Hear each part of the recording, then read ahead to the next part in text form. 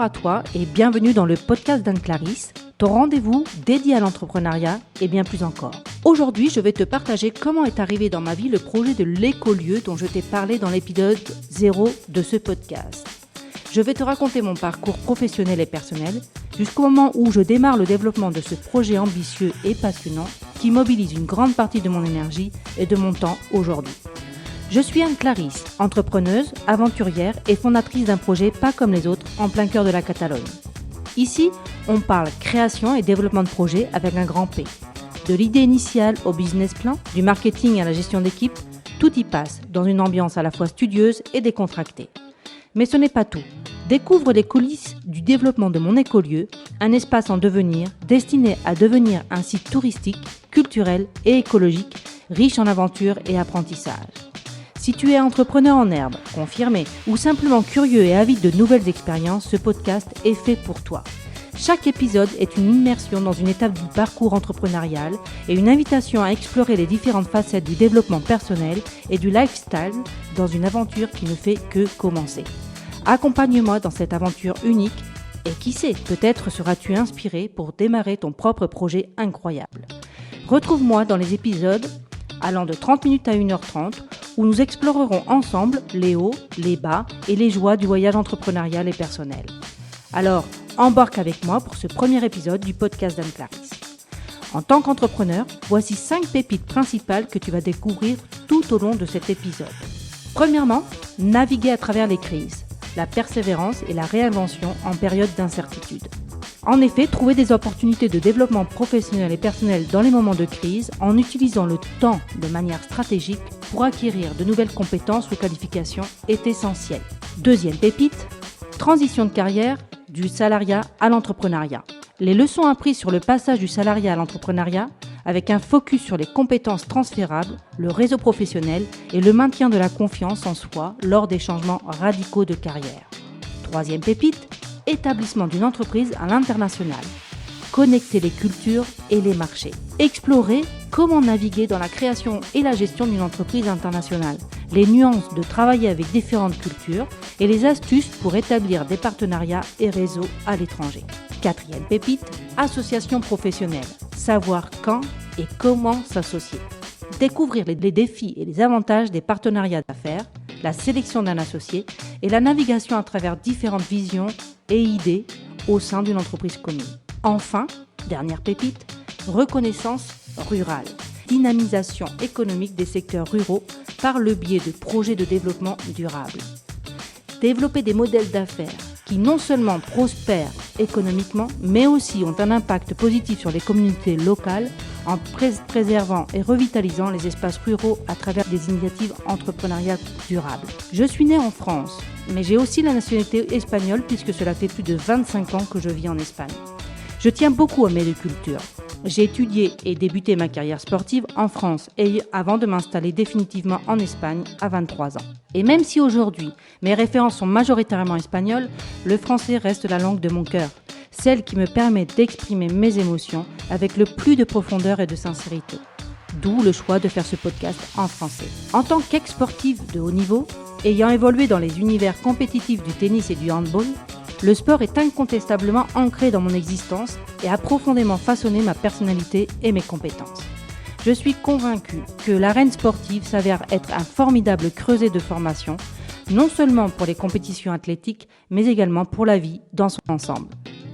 Dans le monde des affaires, je discerne que le sport sculpte les individus de manière plus significative qu'on pourrait l'imaginer. Même si certains peuvent percevoir une teinte de rigueur quasi militaire, la discipline, la gestion des émotions et la force mentale, le mindset, qu'il inculque sont indéniablement des atouts. Je considère ces éléments comme une de mes singularités professionnelles, surtout si je me mesure à d'autres entrepreneurs ou dirigeants qui n'ont pas emprunté ce chemin sportif particulier.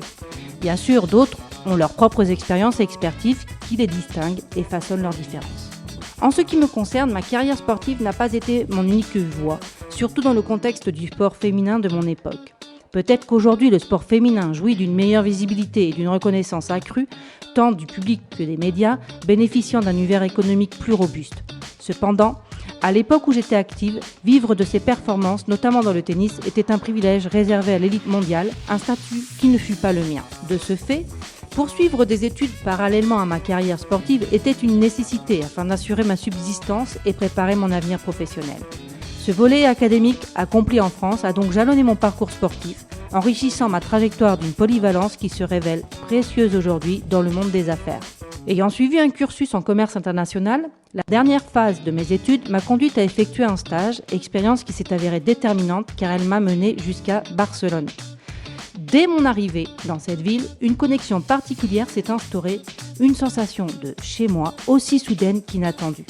Bien que cette expérience puisse sembler typique, elle ne l'est pas nécessairement pour tous, comme l'ont révélé mes nombreuses discussions avec d'autres personnes sur ce sujet. Depuis ma préadolescence, une attirance inexplicable pour la langue et la culture espagnole m'a toujours habité, en dépit de l'absence de racines espagnoles dans ma généalogie. Qu'il s'agisse de musique, de cinéma ou de littérature, tout ce qui touchait à l'Espagne suscitait mon intérêt, même sans maîtriser parfaitement la langue. Dès lors, poser mes pieds à Barcelone s'est imposé comme un retour aux sources inexpliquées mais profondément ressenties. Mon stage s'est si bien déroulé que j'ai choisi de le prolonger quelque peu avant de revenir en France afin de conclure mon diplôme. L'entreprise qui m'avait accueilli m'avait régulièrement recontacté, me proposant de revenir même pour des missions éphémères. Lors de mon second séjour à Barcelone, mon attirance pour la ville s'est confirmée, tout autant en hiver qu'en été, démontant ainsi l'hypothèse que seul le charme estival de la cité avait suscité mon intérêt. Ce qui me fascine particulièrement en Espagne, c'est le rythme de vie. Par exemple, l'habitude de déjeuner plus tard correspond parfaitement à mon rythme naturel, offrant une matinée qui semble s'étirer agréablement. C'est également une question de luminosité au quotidien, plus que de simple ensoleillement. Même en hiver, la lumière y est abondante et apaisante, contrastant avec le climat plus gris de ma Normandie natale, bien que verdoyante et charmante à sa manière. Suite à ma graduation, et après quelques tentatives peu concluantes de recherche d'emploi en France, l'appel de l'Espagne est redevenu prégnant. J'ai alors contacté une amie établie à Barcelone, espérant trouver un soutien pour m'y installer et tenter ma chance. Non seulement m'a-t-elle offert une chambre dans son appartement, mais elle m'a également proposé d'y séjourner gracieusement jusqu'à ce que je trouve mon premier emploi et reçoive mon premier salaire. Une cerise sur le gâteau qui a scellé le début de mon aventure espagnole. En 1997, j'ai déménagé à Barcelone et commencé à travailler dans différents secteurs avant de me poser dans une société du domaine de l'art graphique. Mon intégration au sein de cette entreprise a débuté avec un rôle de secrétaire commercial. Et en l'espace de 3 ans, ma trajectoire professionnelle a connu une progression notable, me propulsant au poste de directrice export adjointe. Cette évolution m'a non seulement permis de faire un bond quantique dans ma carrière, mais également de confirmer mon inclination pour le monde professionnel en entreprise. J'ai été particulièrement captivée par le fait de travailler dans un environnement où la dimension industrielle et le volet administratif coexistaient harmonieusement. En effet, l'usine, située au rez-de-chaussée, et les bureaux établis à l'étage cohabitaient dans un subtil mélange entre le monde de la production et celui de la vente et de l'administration. Cette synergie m'a passionnée dès mes premiers pas dans l'entreprise et ma fascination ne s'est jamais démentie. Le spectacle des machines en action, les échanges avec les techniciens et les commerciaux qui les entouraient, tout cela a nourri mon intérêt profond pour ce secteur.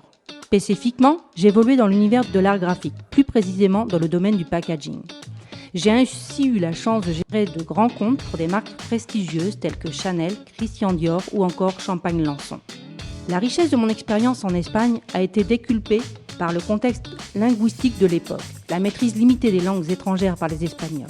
Mon aptitude à parler couramment le français et l'anglais m'a doté d'une force distinctive, me confiant des responsabilités que je n'aurais peut-être pas eu l'opportunité d'exercer si j'avais été espagnole ou si j'avais travaillé pour une société française. En effet, les cadres et responsables de l'entreprise se reposaient significativement sur moi.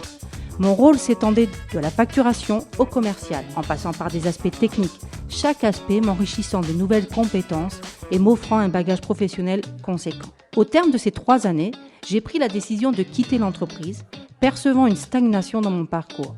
Mon tempérament intrinsèquement réfractaire à l'ennui et l'absence de perspective d'une promotion significative au sein de cette structure m'ont mené à envisager d'autres horizons pour mon avenir professionnel. Je réponds à une offre en 2000, recommandée par un ami, dans une entreprise distribuant des marques sportives qui avait entendu parler de moi dans le monde sportif grâce à ma carrière en Espagne où je faisais partie de grands clubs à Barcelone, en tennis et en handball. Je deviens alors responsable de la distribution de 3 marques en Espagne dans les sports outdoor comme le ski, le trekking et le VTT. sans avoir une connaissance préalable du domaine de la distribution. Mes marques comprennent des chaussettes techniques américaines, 2 marques françaises, Eder, fabricante de vêtements techniques pour le ski, et Simon, connu pour ses piolets pour l'escalade en montagne. Ils apprécient mon origine française pour leur relation avec les marques situées en France et ma maîtrise de l'anglais pour la communication avec les Américains. Je me retrouve propulsé aux États-Unis une semaine après mon embauche pour rencontrer le fabricant de chaussettes techniques représentant l'Espagne parmi les distributeurs du monde entier, sans même avoir vu une de ces chaussettes ou avoir mon passeport à jour. À New York, et ensuite près de San Francisco, je découvre une réunion de distributeurs où la connaissance des produits semble moins cruciale que la connaissance du marché.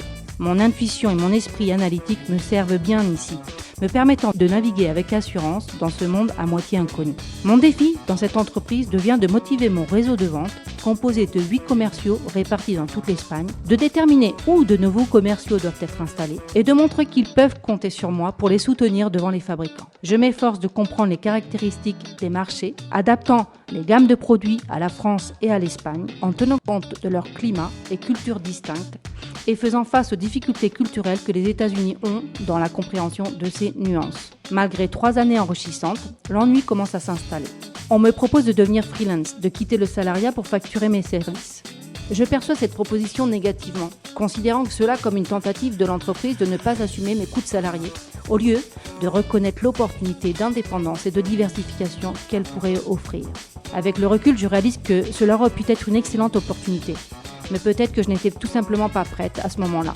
Cette décision sème une certaine froideur dans mes relations professionnelles et finalement, je décide de partir. Suite à cette expérience, j'ai rejoint une nouvelle entreprise dans l'univers sportif qui m'avait remarqué en raison de ma réputation dans le domaine.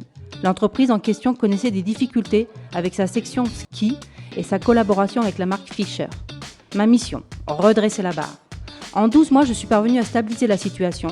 Après avoir atteint cet objectif, je leur ai proposé de former un remplaçant, annonçant mon intention de poursuivre de nouveaux horizons. Peu après, un chef d'entreprise que j'avais rencontré lors d'un salon professionnel m'a proposé un défi similaire avec une marque espagnole de lunettes spécialisée dans l'optique, mais souhaitant percer dans le secteur sportif. L'ambition était de concurrencer des géants comme Adidas et Ray-Ban avec leur nouvelle gamme sportive.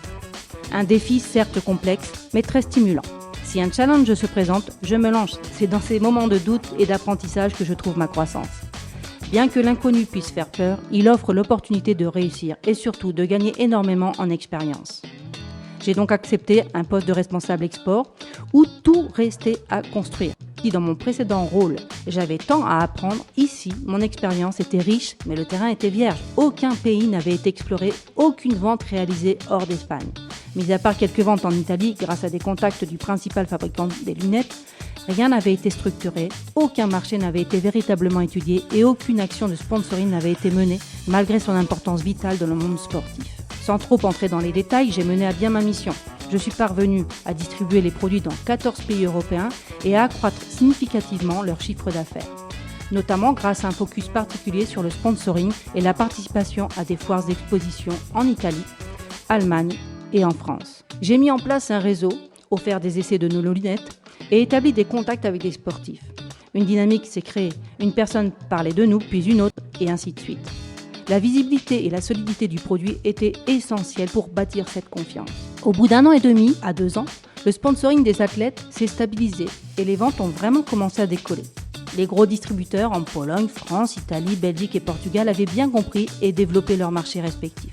J'ai également beaucoup travaillé sur la gamme de présentoirs, un outil crucial en magasin, en tenant compte de la concurrence. Après 2 ans, sentant que j'avais accompli ma part, j'ai estimé que l'entreprise était bien lancée pour écrire la suite de son histoire.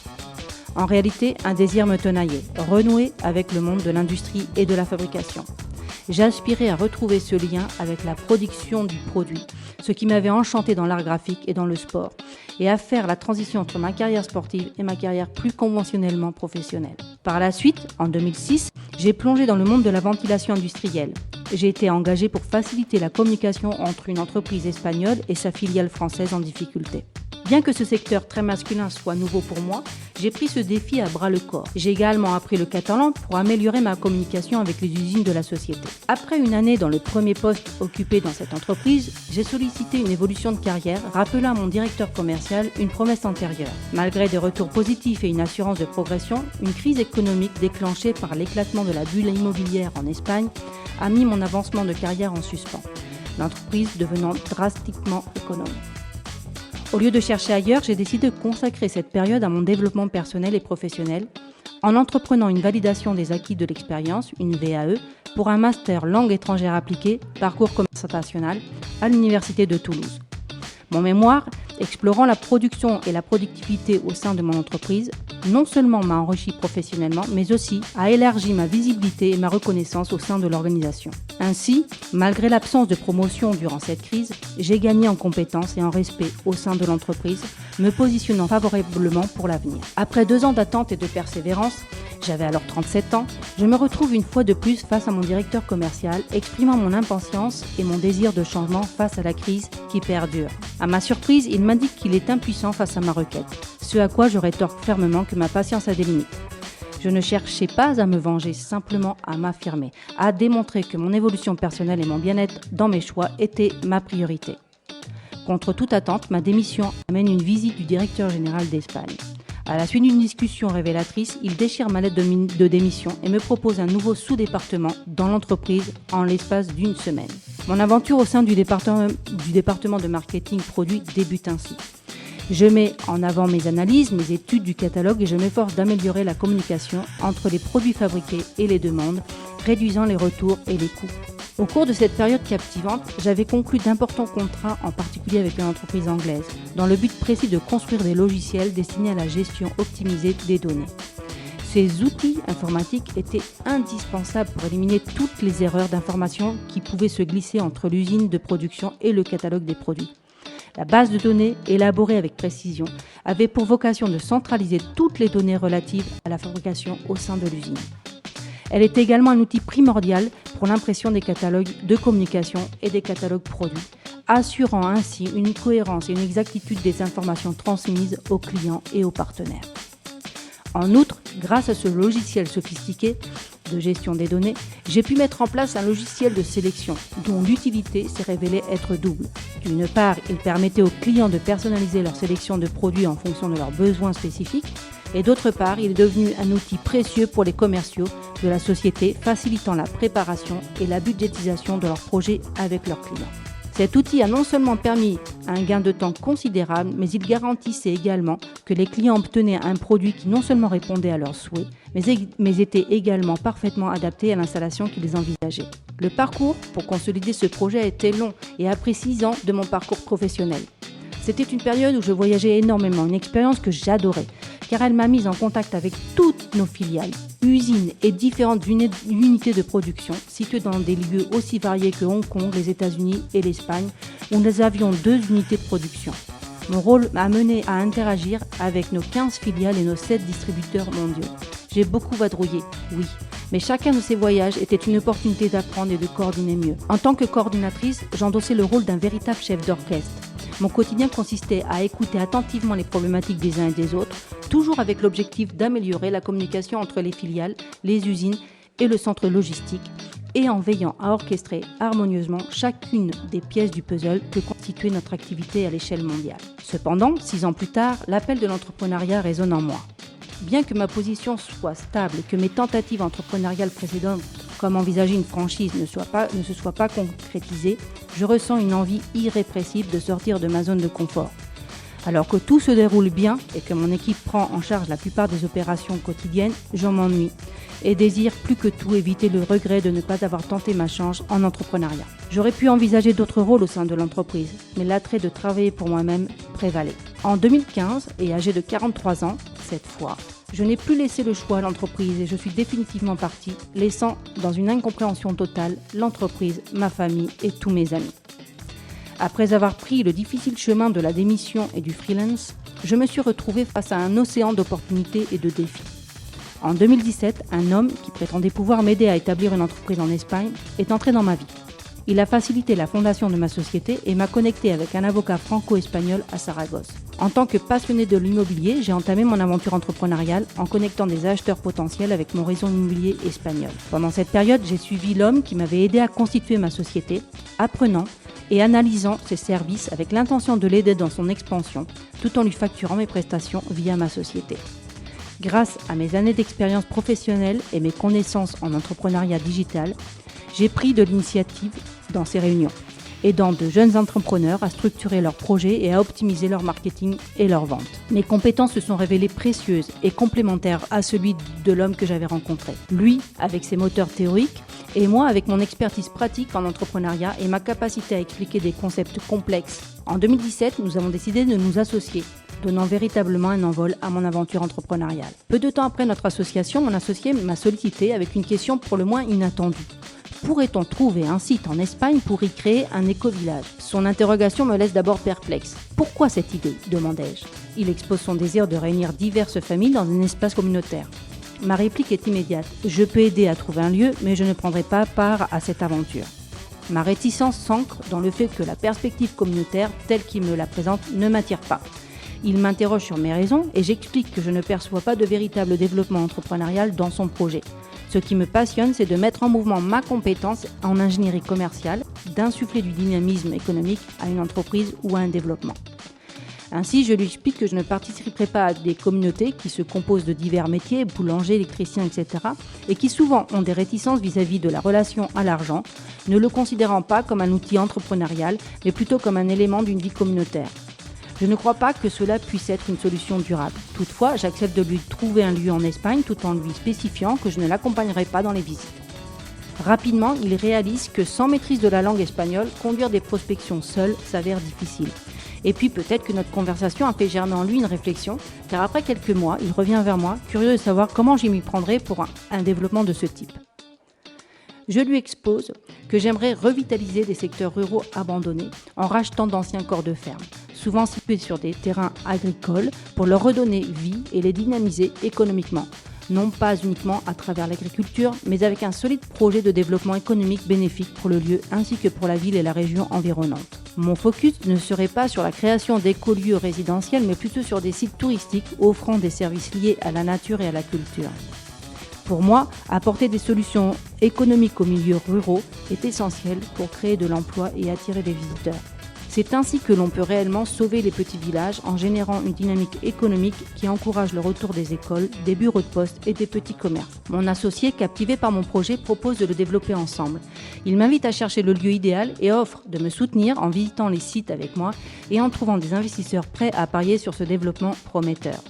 Il me confierait la mise en œuvre du projet sur place tout en apportant le financement nécessaire pour démarrer.